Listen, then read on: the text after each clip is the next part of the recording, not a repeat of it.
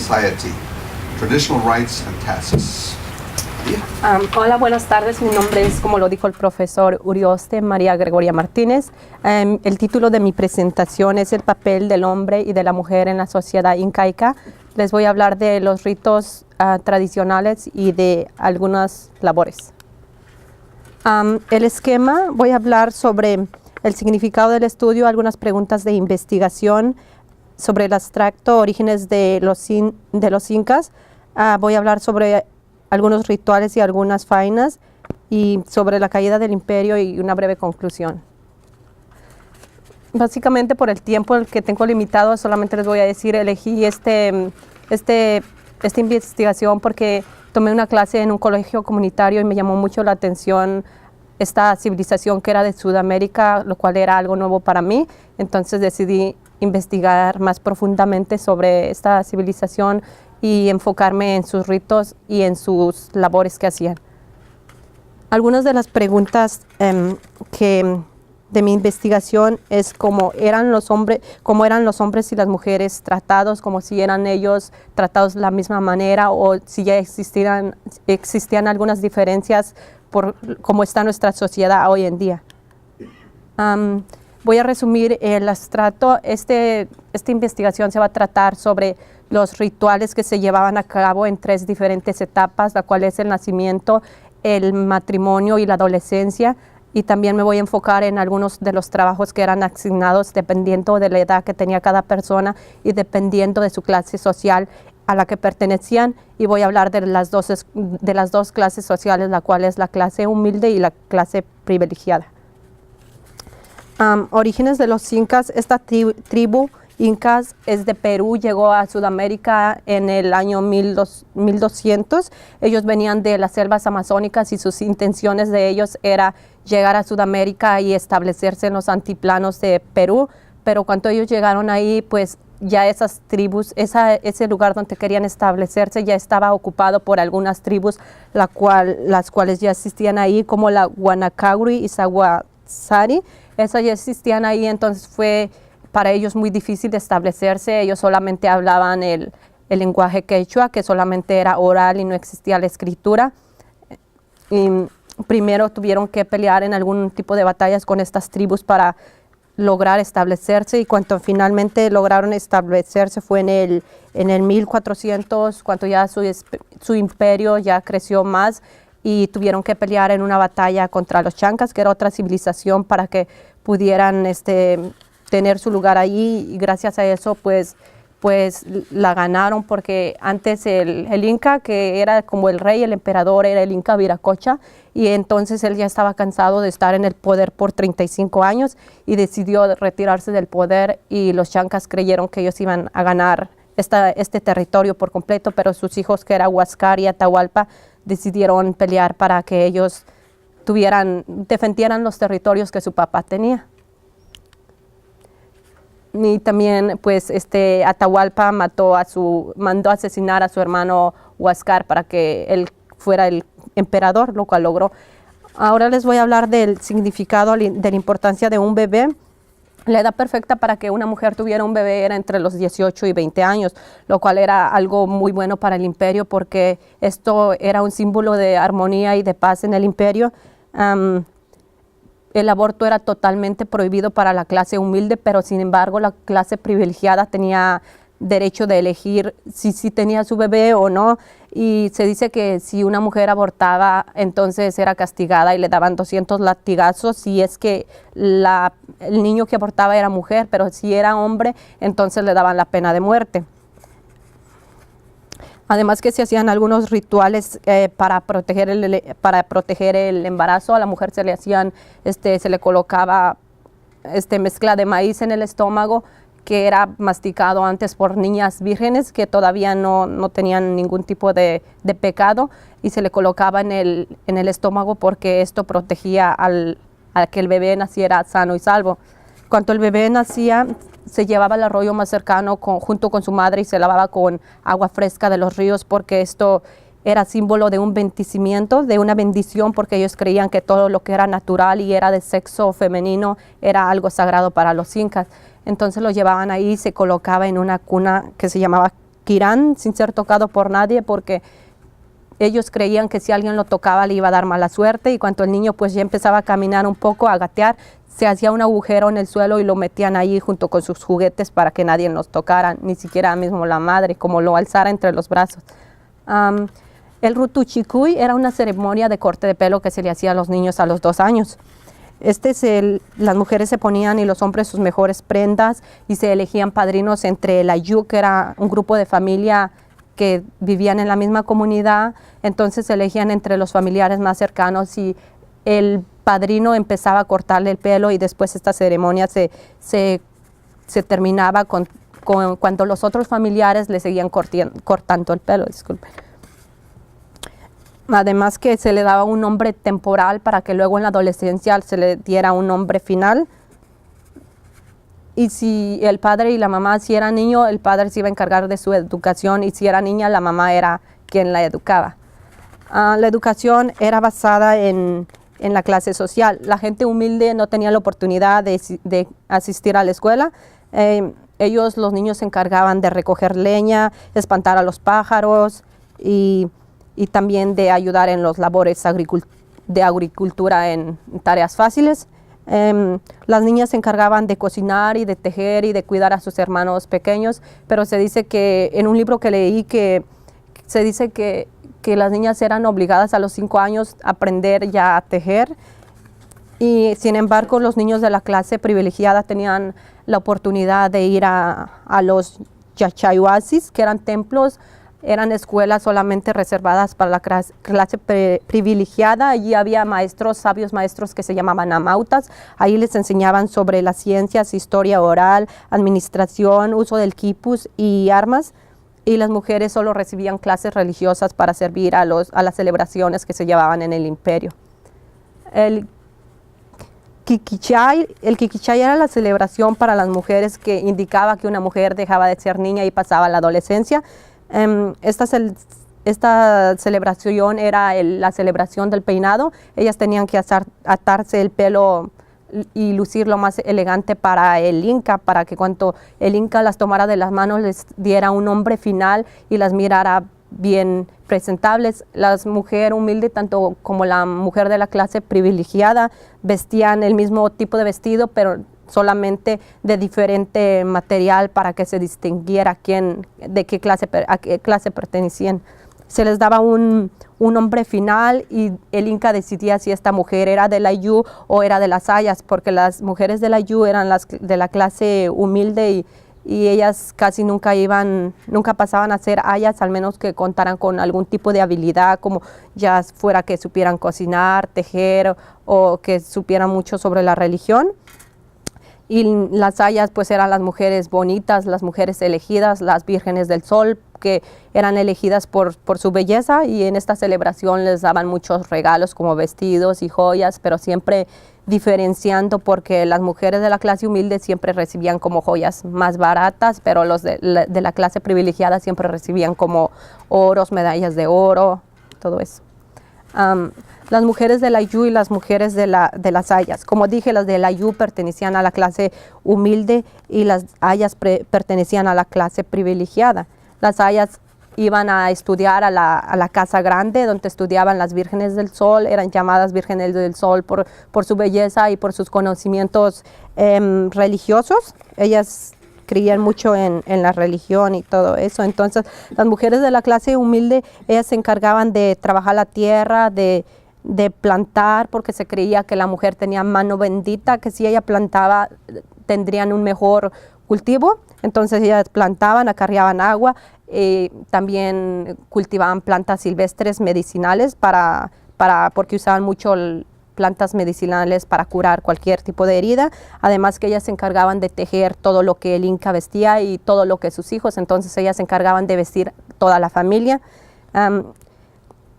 Ellas tenían más de 2 trabajos porque tenían la habilidad de trabajar y hacer 2 cosas a la vez. Se dice que cuando una mujer iba a platicar con un vecino, siempre llevaba algo para ir bordando y no perder el tiempo. Estas mujeres tenían derecho de tener como ciertas diferentes relaciones, porque antes era diferente. Antes, si una mujer tenía más novios o tenía mucho prestigio, lo que hoy en día es totalmente lo opuesto.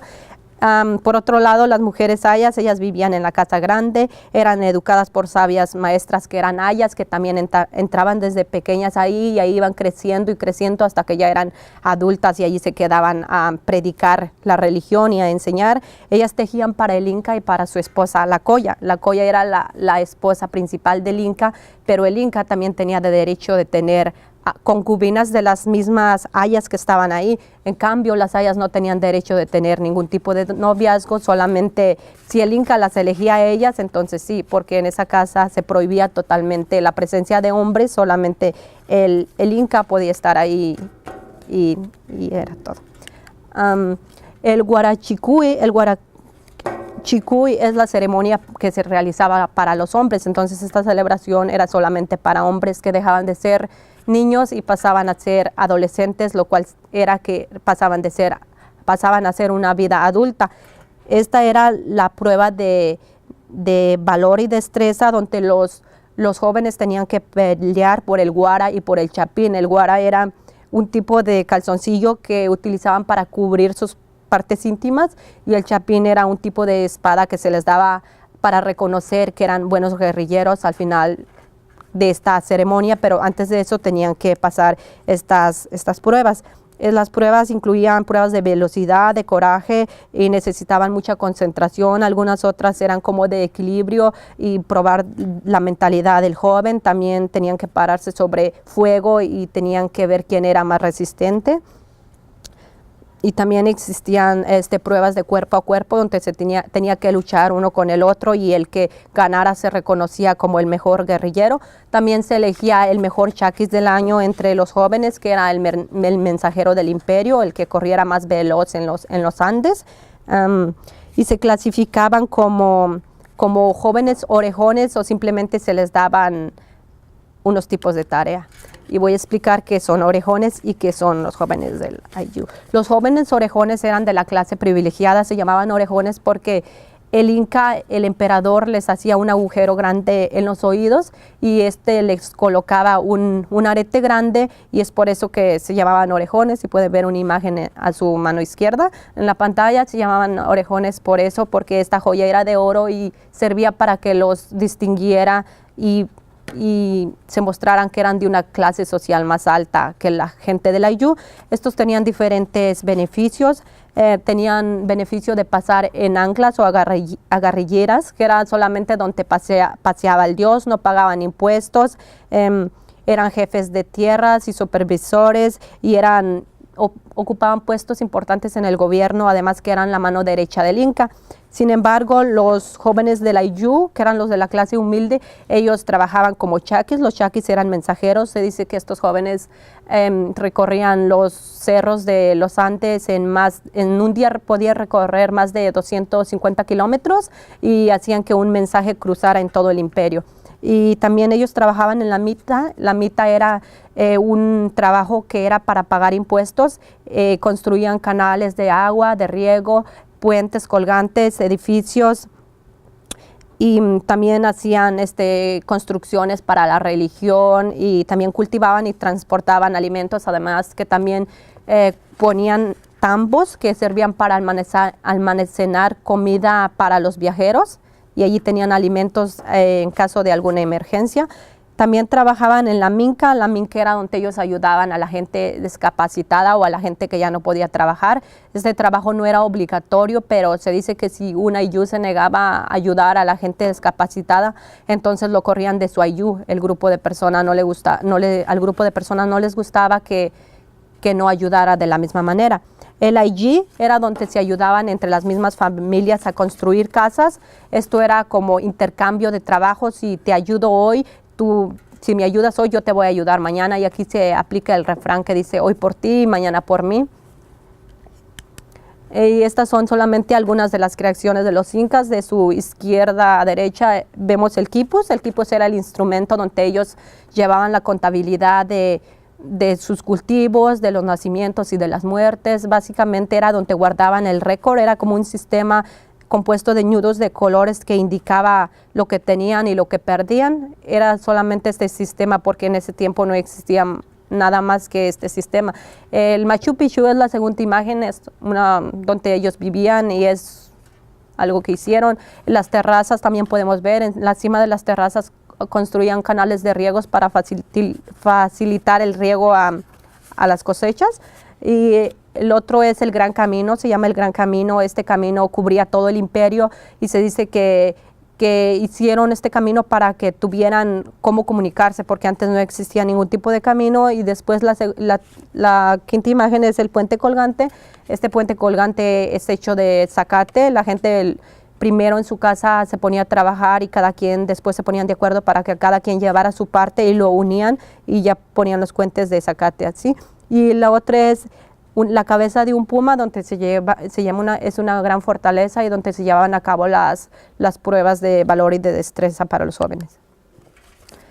Y la última celebración de la que les quiero hablar es el Sirvinakuy. El Sirvinakuy quiere decir matrimonio a prueba. Era una celebración de matrimonio a prueba.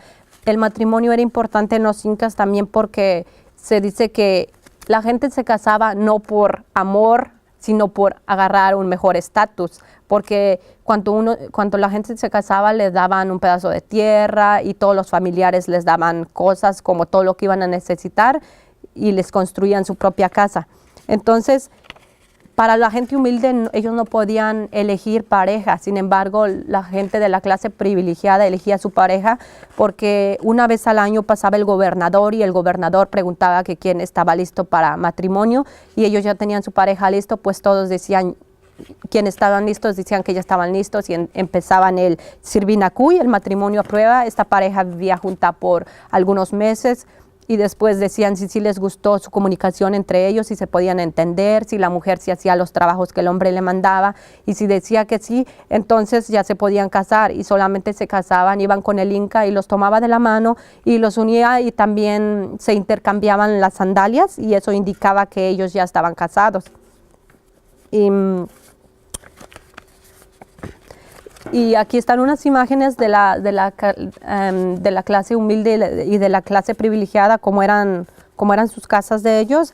Pues las mujeres de la clase, los matrimonios de la clase humilde recibían una casa, pero como siempre haciendo la diferencia de que sus casas eran más pequeñas, recibían regalos también, pero siempre más baratos. Y los de la clase privilegiada recibían como regalos, cucharas de oro, platos de oro y les hacían buenas camas y todo, porque en ese tiempo no existían muebles, entonces los incas tenían que comer en el suelo, porque en ese tiempo no había nada más que los platos que utilizaban y eso.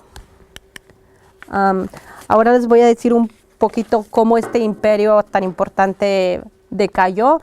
Primero que nada ya existía la guerra civil entre los dos hermanos Huáscar y Atahualpa. Entonces, en ese tiempo que fue en el 1531 ya estaba muy mal ahí porque Atahualpa había mandado asesinar a su hermano Huáscar y entonces la mitad del imperio ya estaba descontrolada porque al principio estaba dividido el imperio y uno era emperador en un lado y otro era emperador en otro.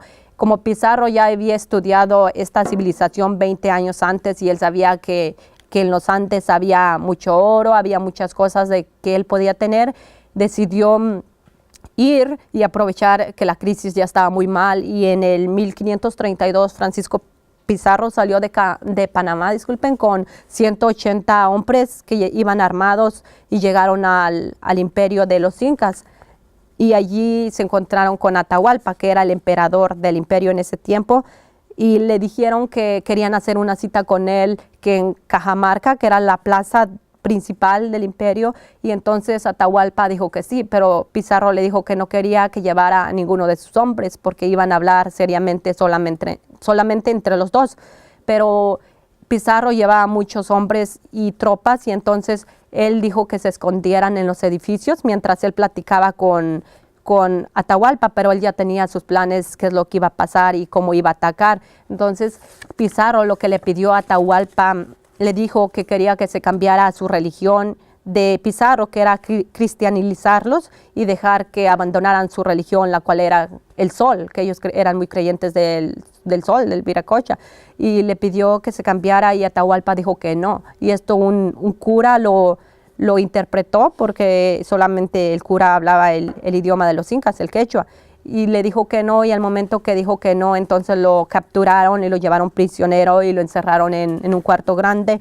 Y Atahualpa, para que lo dejaran libre, les dijo que por favor lo dejaran libre y que él les prometía que les iba a llenar ese cuarto de riquezas, de lo que ellos querían, de oro, de plata y todo eso. Entonces, como los incas querían mucho a su dios Atahualpa, entonces ellos se pusieron a trabajar más las minas, a sacar todo el oro que podían encontrar y llenaron el cuarto donde estaba Atahualpa, pero como Pizarro era muy ambicioso y vio que se estaban tardando un poco, ya cuando lo llenaron ya él lo había asesinado, y fue en el 1533 cuando asesinaron a Atahualpa, y entonces es cuando empezó la esclavitud en los incas, en el imperio incaico, porque los españoles hicieron que la gente que trabajaba en las mitas trabajara como esclavos, ya no trabajaban temporalmente, ya trabajaban como a matarse, ya trabajaban todo el tiempo, ya no era como pagar impuestos, sino que ya trabajaban diario ahí, y empezó la esclavitud y sacaron el oro, y todo el oro fue llevado al reino de España. Mi conclusión, pues solamente quiero decir que aprendí mucho, que fue una investigación muy interesante, tuve la oportunidad de aprender sobre los ritos y los trabajos laborales que se llevan a cabo, además que lo puedo comparar con mi sociedad hoy en día y puedo decir que tenemos muchas cosas en común y que unas cosas pues nos podrían beneficiar, pero unas cosas están mejor de la forma que están. Es todo, gracias.